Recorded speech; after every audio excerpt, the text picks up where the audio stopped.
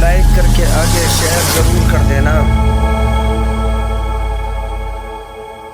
کسی چمچے نے کہا بادشاہ آپ کا محل تو بڑا خوبصورت ہے لیکن یہ بازوں میں یہ بڑھیا کی جھوپڑی ذرا اچھی نہیں لگتی، یہ جھوپڑی اچھی نہیں لگتی۔ بادشاہ نے کہا کوئی بات نہیں، اب بادشاہ کے لیے کیا تھا جھوپڑی ہٹانا، بادشاہ جو ٹھہرا، بادشاہ نے کہا بڑھیا کو بلاؤ، بڑھیا کو بلایا، کبھی یہ جھوپڑی کی جو تمہاری جگہ چھوٹی سی جھوپڑی ہے اس کو خالی کر دو، اس کی جگہ جہاں تم چاہو گے ہم تمہیں زمین دے دیں گے، وہاں جھوپڑی بنا لینا، یہاں مخمل میں ٹاٹ کا پیون لگ رہی ہے آپ کی جھوپڑی، ہٹاؤ یہاں سے۔ بڑھیا نے کہا بادشاہ میری زندگی کے جوانی سے لے کر اب تک کا وقت میں نے گزار دیا اس جھوپڑی میں، میرا دل لگا ہے، میں بوڑھی ہو گئی ہوں، بہت دن میں جی نہیں سکتی، میں بہت دن نہیں رہوں گی، تھوڑے دن برداشت کر لو، اور میں نے خریدا یہ جگہ، میں نے کسی جگہ پہ قبضہ نہیں کیا ہے، میرا حق ہے اس زمین پہ، اس لیے تھوڑا برداشت کر لیجئے، میں مر جاؤں گی پھر سب آپ ہی کا ہوگا، میں یہ جگہ چھوڑ کے نہیں جاؤں گا۔ بادشاہ نے کہا کوئی بات نہیں، چلو جاؤ ٹھیک ہے۔ اب وہ تو چلی گئی، اس کے چمچوں نے پھر ورغلایا کہ یہ اچھی نہیں لگتی، یہ کام کرو، یہ بڑھیا کر کیا لے گی؟ یاد رکھنا ہر ظلم کرنے والا یہ سوچتا ہے کہ یہ کر کیا لے گا، وہ کچھ نہیں کرے گا، وہ کمزور ہے، وہ کچھ نہیں کرے گا، لیکن اس کا جو رب ہے وہ بہت طاقت والا ہے، یہ مت بھولنا کبھی۔ ظلم کرنے والوں کو یہ کبھی مت نہیں بھولنا چاہیے کہ انسان کمزور ہے مگر اس کا رب، اس کا خدا بہت طاقت والا ہے، وہ بہت قوت والا ہے، وہ بہت غیرت والا ہے۔ بڑھیا کے متعلق چمچوں نے کہا وہ کر کیا لے گی؟ بادشاہ بہکائے میں کہا توڑو اس کی جھوپڑی، اس کی جھوپڑی توڑ دی، بڑھیا بھیک مانگنے گئی تھی، جب واپس آئی تو دیکھا کہ جھوپڑی نہیں ہے، سوچا کہ میں کہیں غلط بوڑھی تھی، غلط جگہ تو نہیں آ گئی، لیکن پھر کہا کہ ارے اسی کے محل کے سائے میں تو میری جھوپڑی تھی، توڑ دی ان لوگوں نے۔ خدا کا کرنا، جھوپڑی کا ٹوٹنا تھا کہ برسات شروع ہو گئی، برسات ہوئی، ایسی ٹھٹری وہ بڑھیا، اور رات پوری اس نے سردی، کڑاکے کی سردی میں گزاری، اور اس سردی کے بعد اس کو آیا غصہ، اور غصہ آیا، وہ کر کیا سکتی تھی؟ دل سے فریاد نکلی، آسمان کی طرف نگاہ اٹھی، مولا میں یہاں سے گئی تھی، تو کہاں تھا؟ اس کے مظلوم کے، اللہ کے رسول علیہ السلام فرماتے ہیں مظلوم کی دعا اور اللہ رب العزت کے اجابت میں کوئی پردہ نہیں ہوتا، ادھر مظلوم کے منہ سے دعا اور بد دعا نکلتی ہے اور ادھر اجابت الہی سے ٹکرا جاتی ہے۔ اللہ اکبر، کیا ہوا؟ کیا ہوا؟ کہ میں نہیں تھی، تو تھا، اور میں کمزور ہوں مگر تو کمزور نہیں ہے، میں کسی انسان سے نہیں بلکہ میں تجھ سے انصاف چاہتی ہوں، بس اتنا کہنا تھا، تجھ سے انصاف چاہتی ہوں۔ ایک زلزلہ آیا اور بادشاہ سمیت پورا محل زمین کے اندر دھس گئے۔ یہ بد دعا کا نتیجہ ہے، یہ بد دعا کا نتیجہ ہے۔ اور ایک گفتگو، ایک آخری بات سن لے بد دعا کے حوالے سے، تاکہ تم کسی کی آج کل کے نوجوان لڑکے تھوڑی سی جم ویم کر لے، طاقت ہو جائے، کوئی بائک سے ٹکرا جائے، خود ٹکرایا پڑاک سے مارے گا، خود ٹکرایا بولے گا دکھتا نہیں ہے۔ جوانی کے نشے میں کسی پہ ظلم نہیں کرنا، تماچا مارنے والا تماچے مار کر کے بھول جاتا ہے، تماچا کھانے والا مظلوم کبھی نہیں بھولتا، ظلم کرنے والا ظلم کر کے سو جاتا ہے، مظلوم ظلم سہ کے کبھی نہیں سوتا، اس کے دل کی بد دعائیں، اس کے دل کی سانسیں بد دعا بن کے نکلتی ہے۔ ایک مرتبہ کا واقعہ تھا، عید کا دن تھا، عید کے دن دگانا پڑھ کے شوہر گھر آیا، بیوی کو ساتھ لے کر دسترخوان لے کر کے بیٹھا، توجہ کرنا، دسترخوان لے کر کے بیٹھا، اتنے میں باہر سے آواز آئی، عید کا دن ہے کوئی فقیر کو کھلانے والا؟ جیسے ہی صدا آئی، آواز آئی، عید کا دن تھا، اس نے کہا یار کیا لوگ ہیں، عید کے دن بھی چلے آتے ہیں بھیک مانگنے کے لیے، اور اپنے نوکروں سے کہا اس کو دھکے مار کے بھگاؤ یہ جو آیا ہے۔ قرآن کہتا ہے اگر کوئی آپ کے پاس بھیک مانگنے آئے، اس کو بھیک نہیں دے سکتے ہو نا، اچھی بات کہہ کے اس کو ٹال دو۔ کوئی بھیک مانگنے ہے نا، آپ اس کو یہ کہو بھئی بابا معاف کرو، جاؤ نہیں دے سکتے، اچھی بلکہ اچھی گفتگو کہہ کے ٹال دینا یہ صدقہ دینے سے بھی بہتر ہے۔ آپ نے اس کو عزت سے رخصت کیا نا، معاف کر دو بابا، نہیں دے سکتے، آپ ہمارے پاس نہیں ہے، معذرت چاہتے ہیں، اچھے الفاظ کہو، صدقہ دینے سے بہتر. اور آپ نے صدقہ دے کے اس کا دل دکھایا تو آپ کا صدقہ دینا کوئی کام نہیں. اچھے الفاظ سے ٹال.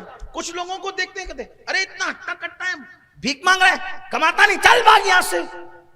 آپ ایسا نہ کہیں. اگر آپ کو تلقین ہی کرنا ہے کمانے کی، میں بھی کرتا ہوں. پہلی بات تو تندرست لوگوں کو بھیک مت دیا کرو، مت دو بھیک. بلکہ کچھ لوگوں نے تو ہمارے شہر میں دھندا بنا لیا ہے.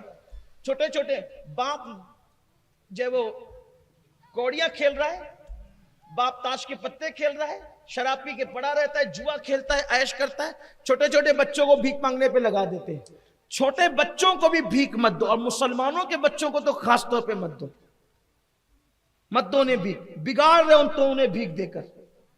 کچھ لوگ کہتے ہیں کہ ان کو کیا ہو گیا، یہ تو اب بھیک بھی دینے سے منع کر. میں نے کہا کہ میں تو یہ کہتا ہوں ضرورت مندوں کو دو، ان کو کیوں بگاڑتے ہو؟ ارے یہ قوم کا چھوٹا سا بچہ آج مانگ رہا ہے، یہ کل کما کے کب کھائے گا؟ اس کو بھیک مانگ کے کھانے کی عادت پڑ جائے گی، کما کے کب کھائے گا؟ چھوٹی چھوٹی بچیاں آج بھیک مانگ رہی، دیکھتے دیکھتے جوان ہو جائے گی، اس کی آبرو لوٹ لی جائے گی. یہی تو ہوتا ہے. یہ سسٹم ختم کرو شہر سے. اور وہ رکامے جو وہ عیش کرتے ہیں بچوں کے بھیک پر، ان کو کیسے کردار تک پہنچاؤ. لیکن آپ کا اسلوب اچھا ہو، طریقہ اچھا ہو. کوئی ہٹا کٹا بھیک مانگا، بھائی یہ کام نہیں، تو کام سے لگ، تو کام کر.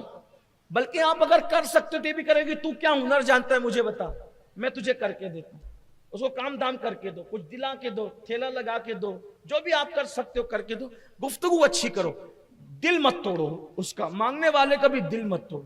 اچھے سے بولو، اچھے سے رخصت کرو. پہلی بات تو آپ سے یہ کہتا ہوں، جو گانٹھ باندھنے کے لیے کہنا، زبان اتنی میٹھی کر لو کہ بات کوئی سنے تو کہے یار ایسا لگتا ہے جیسے کسی نے زبان میں شہد گھول دیا ہے، شہد گھول دیا ہے زبان کے اندر کسی. یہ چیز ہوتی ہے، یہ کیفیت ہوتی ہے، یہ معاملات ہوتے ہیں. ایسے مومن کی زبان بڑی، حدیث پاک میں آتا ہے نا کہ اچھی گفتگو کرو. اچھی گفتگو صدقے کے مترادف ہے. بلکہ قرآن بھی کہتا ہے وَقُولُوا قَوْلًا سَدِيدًا، لوگوں سے اچھی گفتگو کرو، میٹھی گفتگو کرو. دل توڑنے والی گفتگو مت کرو، دل جوڑنے والی گفتگو کرو.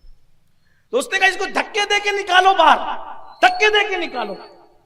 اب اس کو دھکا جی، اب نوکروں کو تو حکم ہوتا، نوکر نے جو دھکا دیا وہ گر پڑا. جب وہ گر پڑا تو اس نے گرتے گرتے کہا مولا اس کو اپنی دولت پر بڑا گھمنڈ ہے، غرور ہے اس کو اپنی دولت پر، چھین لے اس سے اور مجھے دے دے. کیا کہا؟